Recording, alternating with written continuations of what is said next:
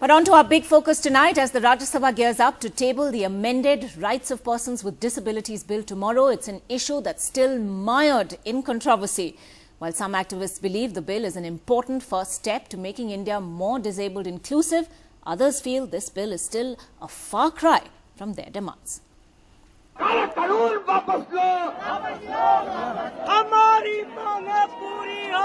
For years, the differently abled have been demanding a life of dignity. Will their voice finally be heard? The new Disability Rights Bill with amendments is listed to be tabled in the Parliament tomorrow.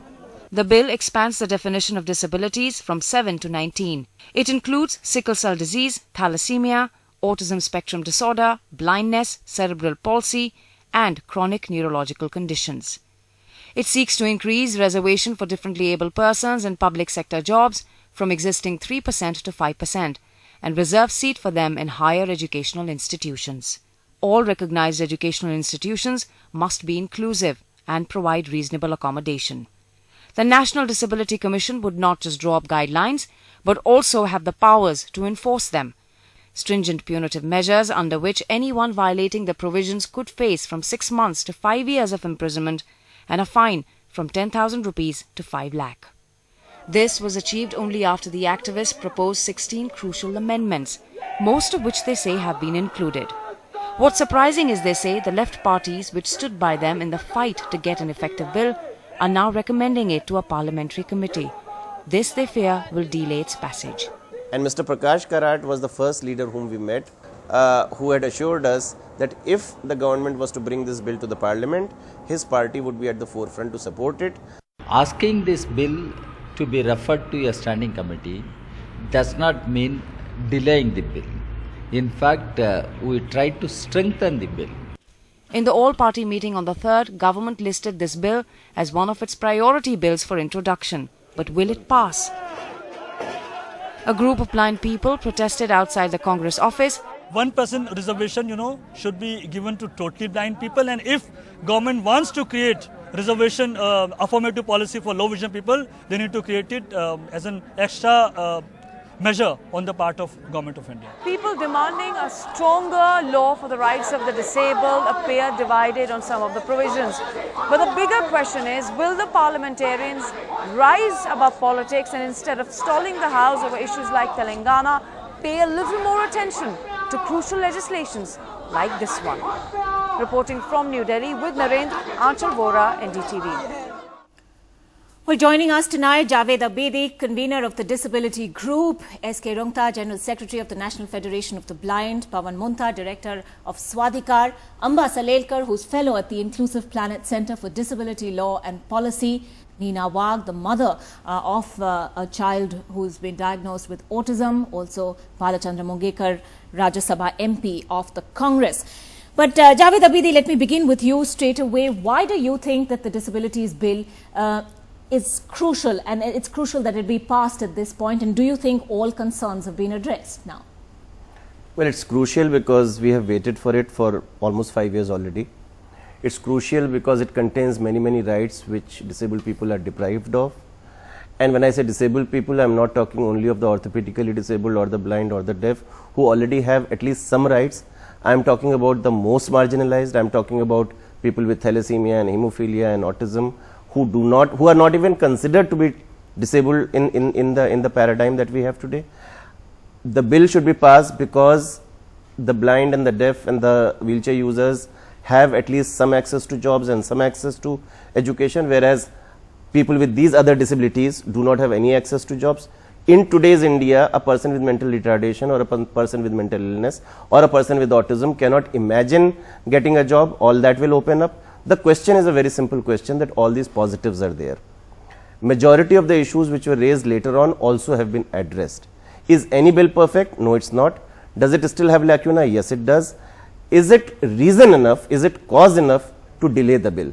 Thank God that there was a lobby, believe it or not, which said kill the bill, scrap the bill. Thank God that they are now silent. And now they have diluted their stand to just saying delay the bill. All right. I am saying that the bill must not be delayed at any cost. The bill must be passed and passed now. Okay, Amba Salelkar come in at this point because there are those among the activists in disability who feel that the bill could be strengthened even now considerably, who feel the bill in its present form has a great deal of lacunae. But the point that's being made really is about the delay, because delaying at this point would mean a delay of at least 1.5 to 2 years at least. Do you still believe that this is something that needs to be looked at, re-looked at again? Yeah, I would. And I think a lot of it is, you know, if you need to compare this bill to the 95 Act, okay, which is in force. And the question is there something that this bill could achieve that some amendments to the 95 Act could have probably resolved? And the answer is no. This bill is a problem for several reasons. One is that it overrides all of the good case law which has come out from the 95 Act. And the other is that I think a lot of this whole talk about the amendments which were pushed, I think the question is who pushed these amendments? And the question is whether they were really representative of all persons with disabilities. For example, 80 million people, there are 80 million women with disabilities in India. And where is their mention under the bill? There is none. In fact, women with disabilities can now be subjected to abortions even if they don't consent. All you need is the certificate of a registered medical practitioner. And issues like institutionalization, that's issues completely like, infactual. Oh, come on, that's please. completely. Why don't you read out the section to me? No, Why don't you it's read out the right. section? Talking, I think it should Right hold on. in the preamble it says equality that is all between men and wrong. women. Alright, That is all absolutely wrong. No, how you I'm sorry. We have studied the bill Read 106 and we know everything Mr. Abidi, out of read it. 106 I F to me cannot. right This is now. very wrong. This is very 106 F wrong. to me right now. I Read think it. she Read has it. every right to make Yes, make her Ahmad, submission. finish your point quickly because we are very short 106 of time in this F discussion. and all of the other provisions, the rights to women with disabilities is something you have to look at. Double discrimination. You're discriminated against because you're a woman and because you have a disability. This does not factor anywhere in the bill. That recognition doesn't, this bill does not give, you know, it starts, there are two good things about the bill. One is the name, the Rights of Persons with Disabilities Bill, and the second is the intention that the UNCRPD has to be implemented. Right. But let me tell you, that's about it, okay? I don't see anything else really changing lives of persons with disabilities, which couldn't be achieved with some amendments to the 95 Act. Okay, I want to just bring in Neena Wagh at this point. Now, Neena, you're the parent of a child with autism. For all these years, autism was not even considered a disability. That definition has been broadened. Do you see this as a positive first step at least? And what do you say to the people who say that this bill still has a lot of problems that need to be addressed? And, you know, where does that leave people in the autism community, people in the thalassemia community who for once now feel that they perhaps have a voice or have the rights that they were denied earlier? Yes, thank you, Ankita. See, this seems, if I see the whole thing, I represented the state level committee from my sector. Right now, what the scenario is, it seems the case is now narrowed down to special need versus more needs right now.